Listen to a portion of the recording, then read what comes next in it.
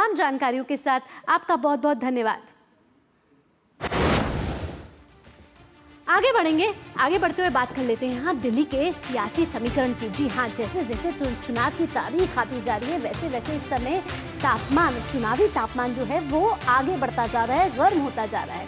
दिल्ली में विधानसभा चुनावों को लेकर सियासी तापमान इस समय गर्म हो गया है। लोकसभा चुनाव तक INDIA गठबंधन का हिस्सा रही, लेकिन आम आदमी पार्टी और कांग्रेस अब एक दूसरे से धुर विरोधी बनते हुए नजर आ रहे हैं। दिल्ली की सत्ता पर पिछले 10 सालों से काबिज आम आदमी पार्टी के लिए सरकार बनाए रखना अब एक बड़ी चुनौती बन गई है। बड़ा सवाल ये है कि क्या कांग्रेस बिगाड़ सकती है आपका खेल। इस बीच नामांकन की प्रक्रिया भी आगे बढ़ती जा रही है। आज भी कई दिग्गज नामांकन भरने वाले हैं। इस बार स्लम वोटर्स भी निर्णायक भूमिका निभाते हुए नजर आ रहे हैं। सभी राजनीतिक पार्टियां इस समय स्लम वोटर्स को रिझाने के लिए तमाम कोशिशें कर रही हैं। साथ ही साथ आचार संहिता कथित उल्लंघन को लेकर आप के राष्ट्रीय संयोजक अरविंद केजरीवाल की शिकायत पर नई दिल्ली निर्वाचन अधिकारी ने पुलिस को जांच का निर्देश दे दिया प्रवेश वर्मा के खिलाफ। और आप नेताओं की ओर से बीते दिनों प्रवेश वर्मा को लेकर 2 अलग अलग शिकायत भी थी। आइए सीधा रुख करते हैं और देखते हैं कि राहुल गांधी ने कल केजरीवाल को क्या खरी खोटी सुनाई। केजरीवाल जी आए थे, आपको याद होगा, शीला जी की सरकार थी, आपको याद है? वो दिल्ली याद है आपको? और केजरीवाल जी आए और केजरीवाल जी ने बहुत बड़ा प्रचार किया, दिल्ली को मैं साफ कर दूंगा, भ्रष्टाचार मिटा दूंगा। पोल्यूशन बढ़ता जा रहा है, महंगाई बढ़ती जा रही है, और उन्होंने कहा था कि भ्रष्टाचार को अरविंद केजरीवाल जी मिटाएंगे। अब आप बताइए, दिल्ली में अरविंद केजरीवाल जी ने भ्रष्टाचार मिटाया क्या?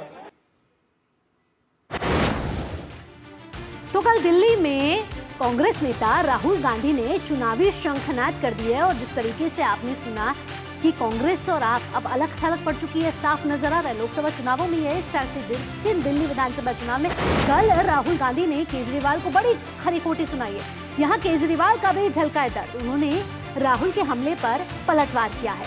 कहा है कि राहुल गांधी ने मुझे बहुत गालियां दी है। ये कहना है केजरीवाल का। केजरीवाल कह रहे हैं कि राहुल गांधी ने उन्हें बहुत गालियां दी हैं और मैं उनके बयानों पर नहीं करूंगा कोई टिप्पणी। राहुल गांधी पलटवार करते हुए नजर आ रहे हैं, लेकिन केजरीवाल भी चुप होते हुए नजर नहीं आ रहे। उन्होंने कहा कि उनकी लड़ाई कांग्रेस बचाने की है।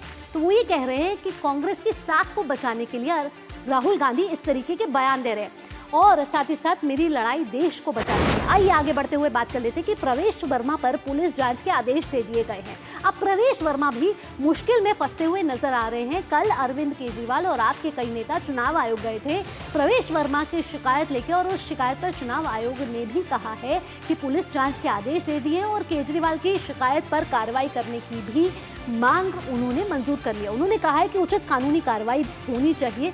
और साथ ही साथ आपको बता दें कि आयोग ने जॉब कैंप से जुड़े हुए जो लगाने का आरोप है उस पर आचार संहिता उल्लंघन मामले में शिकायत पर उन्होंने सुनवाई की, और आयोग ने जॉब कैंप पर जो शिकायत अरविंद केजरीवाल और आप नेताओं ने की उस पर की सुनवाई, और उसके बाद अब जा चुके हैं पुलिस के आदेश। आइए अगला ग्राफिक का रुख करेंगे। अगला ग्राफिक जो है वो है कि झुग्गी वाले यानी कि स्लम वोटर्स पर इस समय सभी राजनीतिक दलों की नजरें हैं।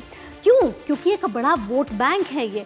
इसी वजह से इस समय दिल्ली का सियासी समीकरण बदलता हुआ नजर आ रहा है। दिल्ली चुनाव में इस समय झुग्गी वाले दमखम के साथ आगे बढ़ रहे हैं, क्योंकि ये एक निर्णायक भूमिका निभा सकते हैं। आपको बता दें कि दिल्ली विधानसभा में 70 विधानसभा सीटें हैं, जिस पर 20 जो है वो झुग्गी वासियों का दबदबा इस समय नजर आ रहा है। तो क्या आपके झुग्गी वोट बैंक में लगेगी सेंध?